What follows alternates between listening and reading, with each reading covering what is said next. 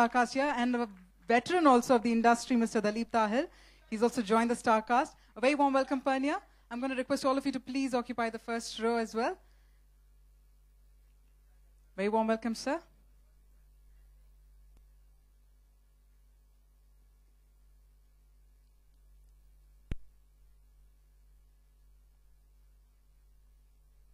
Once again, a warm welcome, and friends.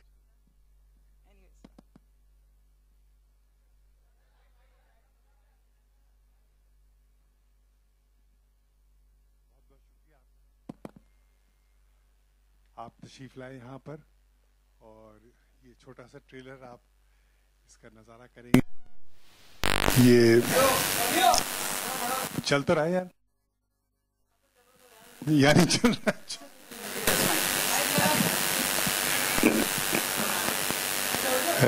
Jannisar एक सफ़र है उमराव जान से जानिसार तक का, जिसमें हमने लखनऊ का वो मंजर दिखाया है जो 1857 के बाद 20 साल के बाद क्या हुआ, क्या लोगों ने महसूस किया और किस तरीके से जंग आज़ादी को का जो जज्बा था वो अंदर अपने जिंदा रखा। तो ये एक दस्तावेज है, एक दो धड़कते दिलों की कहानी है, जिसको हमने एक बहुत ही सादा अंदाज से आपके सामने पेश करने की कोशिश की है। अब अभी फिलहाल ज़्यादा ना बोल के मैं आप चाहूँगा आप ट्रेलर देखें, फिर आपके तमाम सब जो जहन में बातें उठ रही हैं उसके मैं जवाब दूंगा। Thank you very much. Thank you very much. जंगल में खो चुके हैं, हम अपने तमाम गुमनाम शहीदों को सलाम करते हैं।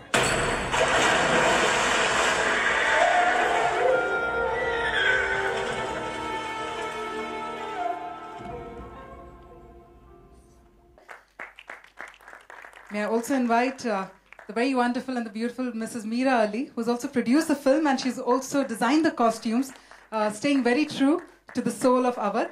A very warm welcome, ma'am. And may I please invite, in fact, ab kya kaha jaye? If I'm a girl right now here, if I'm blushing enough to say, I'm sure the girls here will be blushing enough to hear. We have the heartthrob all the way from Pakistan who has joined us to showcase the trailer. May I please invite Imran Abbas as well, flashing his beautiful smile.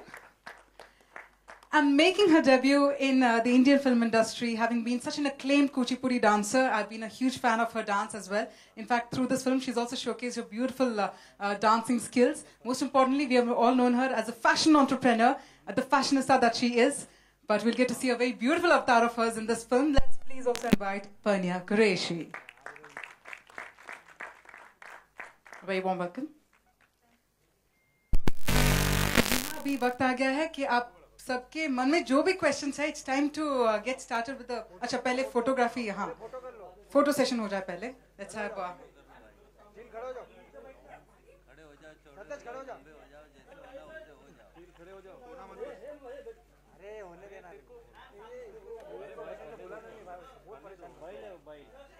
वो media से वो गलती से media में आ गया। कौन गोविंद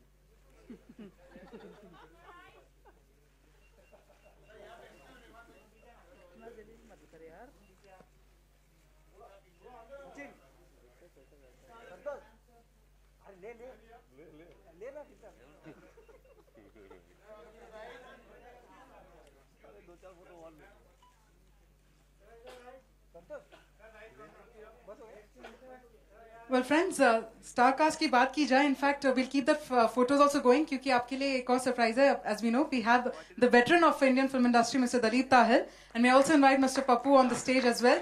बहुत ही महत्वपूर्ण किरदार निभाया है इन्होंने, तो we'll have them also on the stage.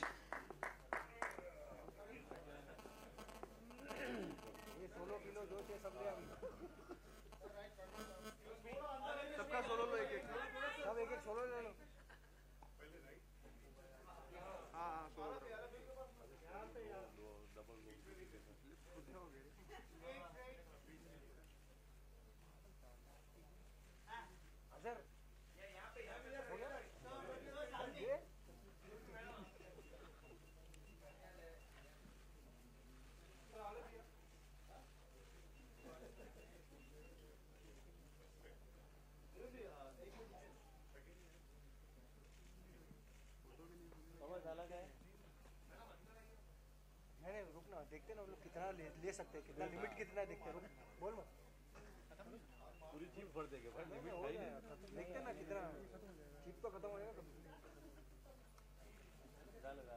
All right, thank you very much. और ले लो 15-20। Thank you, Tahil Saab, and thank you, Mr. Oh, ho, ho. Sir. Roll कर कैमरा ही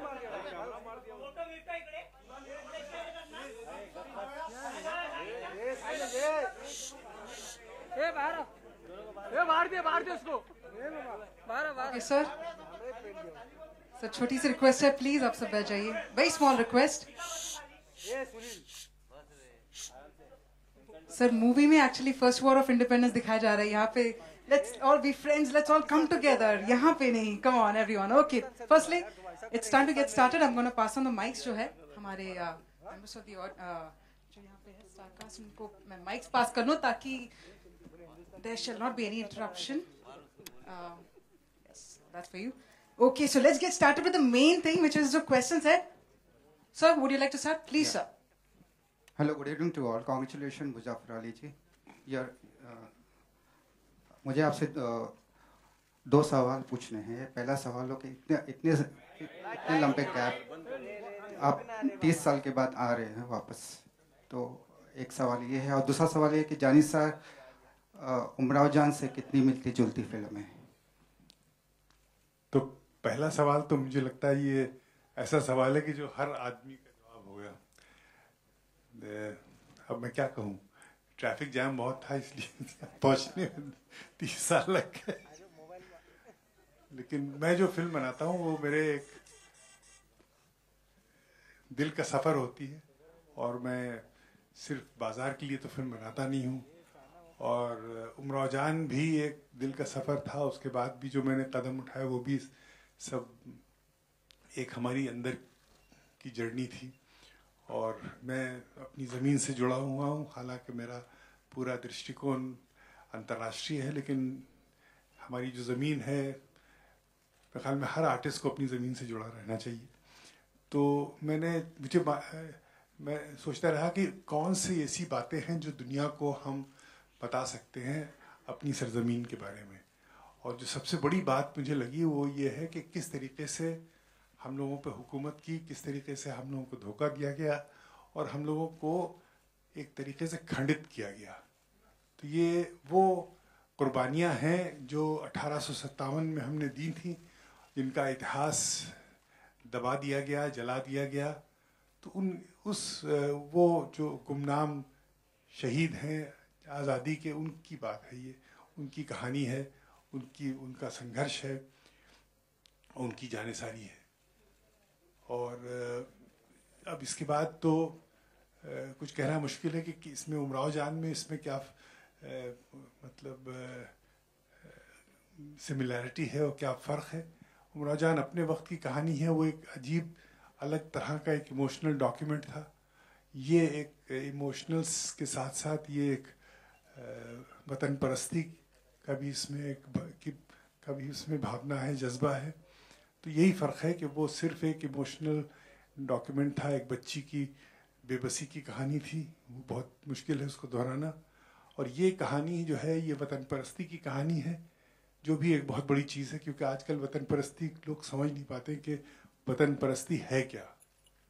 वतन परस्ती मैं समझता हूँ सबसे बड़ी चीज़ ये है कि एक दूसरे के बीच एक मोहब्बत रहना, यही सबसे बड़ी वतन परस्ती। अगर एक मुल्क ऐसा है जहाँ लोग एक दूसरे को हेट करते हैं तो वो वतन नहीं है। तो ये वो वतन है जिसको अंग्रेज़ों ने हमारे जहन में एक जहर डाला। और इस वक्त हमको आज़ादी, जो हमने पहली लड़ाई लड़ी, उसके बाद जो हमारी आखिरी लड़ाई थी सन 47 की, उसके बाद हमें नतीजा क्या दिया, हमको दो करके रख दिया। एक बैठा है उस पार, एक बैठे हैं इस पार। ये वो कहानी है। अच्छा मुजफ्फर सर जी, इसका टाइटल पहले क्या था उसके बारे में बताएंगे? टाइटल पहले था रक्स, और रक्स का भी मतलब हमने एक नया मतलब सोचा था कि एक रक्स एक जिसे कहना चाहिए